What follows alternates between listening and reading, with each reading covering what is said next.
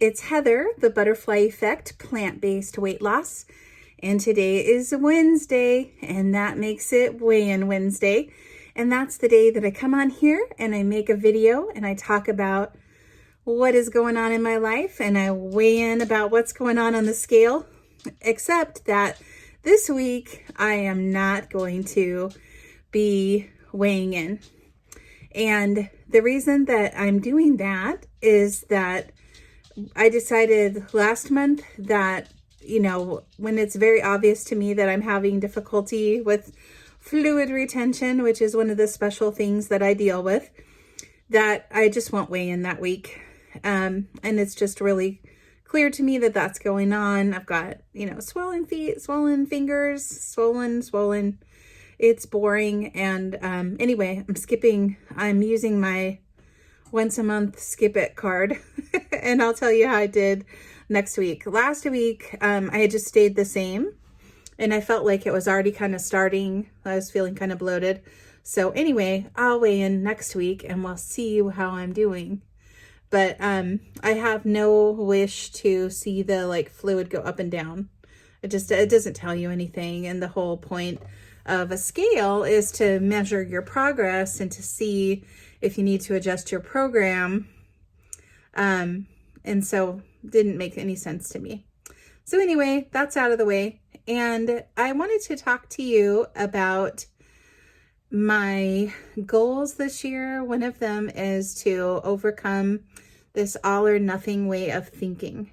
And that's a different kind of goal for me. I just realized how much that all or nothing thinking was keeping me stuck and was causing me to make really poor decisions. Like if I eat something off my plan, I then have blown it because it's all or nothing, right? And so I can then eat all the things. And that's not very productive, right? Like that is about the worst thing you can do when you've eaten something off your plan. So I do think that we have to replace that thinking with better thinking.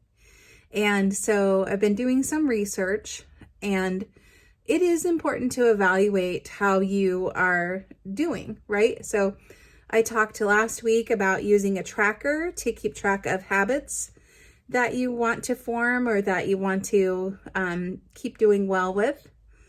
And so that's one way of evaluating your progress. Another way that you can do it, since we're not going to be doing that all or nothing thinking. So let's say that you do have a slip and you eat something off plan. You need a way to evaluate whether that is like a serious thing that means that it might be necessary to change up your plan or to get more support. Or was this just a momentary blip that you can kind of the best thing you could do is just move along and keep doing what you're doing, right? So the criteria that addiction medicine doctors use to determine how severe a problem has gotten and help the person evaluate for themselves how severe a problem has gotten is you can use the acronym FID or FDI, right? So that stands for frequency. So how often did you just mess up once and then you got back on your plan? Or you just had maybe one bad day out of 7, right? So is the frequency high? Is this something where you're going off your plan every single day? Like you start out with good intentions, you have all the stuff made, and then the end of the day, whoops, the salad is still in the fridge uneaten and the veggies are rotting because you had such good intentions to cook them, but you accidentally fell face first into a pint of vegan ice cream, right? So frequency is important. Has this become a pattern? Has this become a habit, another habit? Have you reverted to your old habit? So that's the first way that you can evaluate it. The next one is intensity. Like how bad did it get? Did you eat one meal off plan? Did you go 3 days eating everything that wasn't nailed down? If you're vegan, did you slip and go back to not being vegan? Did you choose something that wasn't vegan? Because that, that's a little bit more intense. It's a bigger drop when it affects something that you've decided ethically that you're going to be doing. That indicates a more severe problem with control, right? It's like, how far did you fall? Then the last one is, let's see, duration. How long has this been going on? Again, that sounds like frequency, but frequency is like, is this happening all the time? Has this become a pattern where you start out on plan on Monday and by Wednesday you're messing up again? Or duration is more like, did you have a binge the whole day long? Or has it been going on even more days? So those are good ways to evaluate whether you just had a little problem, that was a momentary slip, or are you into a full slide, or are you, laying in the ditch? And did you fall off the wagon and then the wagon rolled over you and kept going, right? The truth is that we sometimes aren't good judges. We're so conscientious. We want to be perfect. We want to do everything as well as we know how. And we also, knowing that we're food addicts, we sometimes have a healthy fear of things that trigger us. So I'm very triggered by sweets. I'm triggered by breads and processed foods. And so I have almost a healthy fear of them. Like, I don't even want them around me.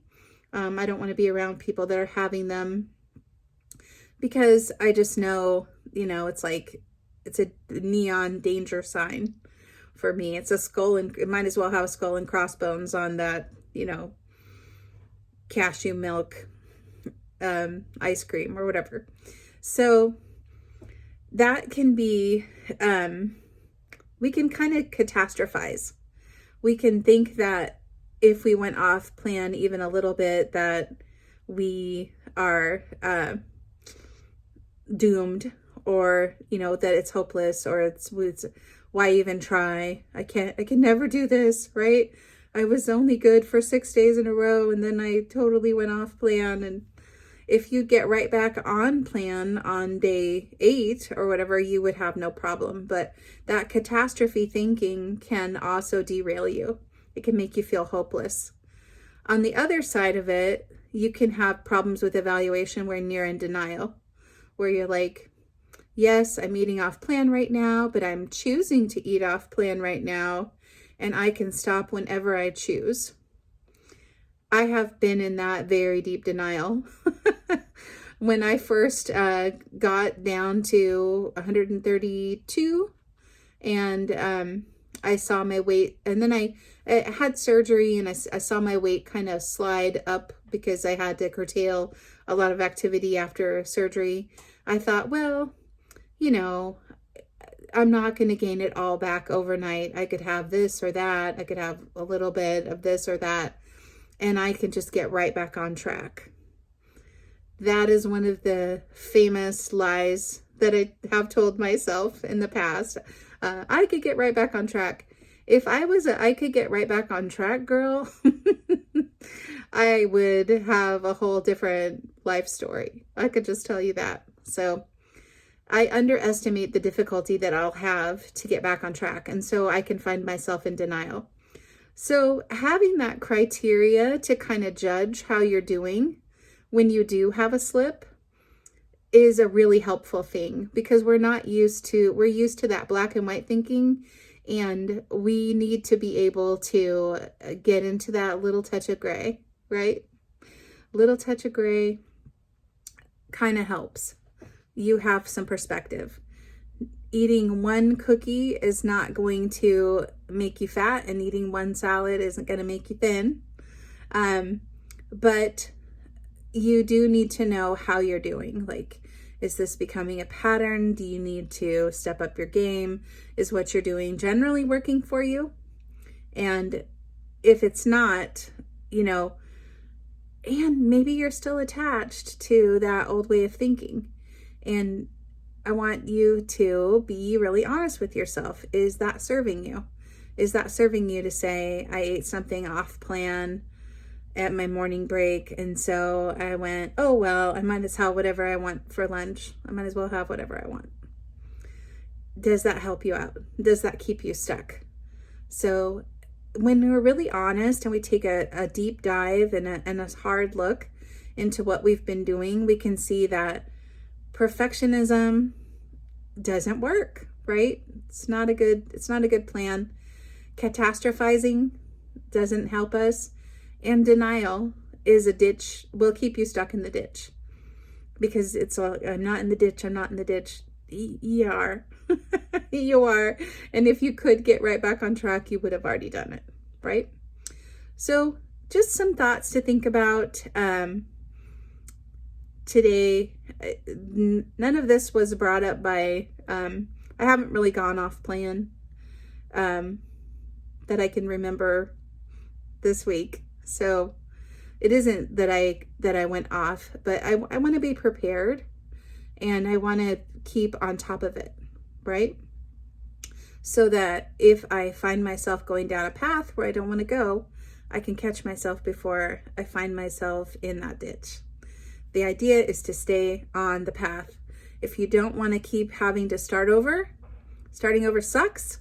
You get all that withdrawal, you get all those cravings, you have to go through that whole, habit change. That's really uncomfortable. Nobody likes that. It's so much easier once you're settled and you're in the groove and you're in that acceptance. So if you don't want to have to keep going through that miserable restarting, the best thing you could do is don't stop. Don't stop and you won't have to restart. Don't say, I blew it, and so I have to start over. Just keep going. Just keep going. And you will get there. We will get there together. I love you. I'm so glad you're on this journey with me. We can do it, right? We can do this. Let's do this. All right. Have an awesome week, and I will talk to you soon.